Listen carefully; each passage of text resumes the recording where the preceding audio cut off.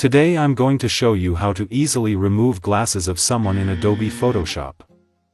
First go to Layer, and press Ctrl J to background duplicate.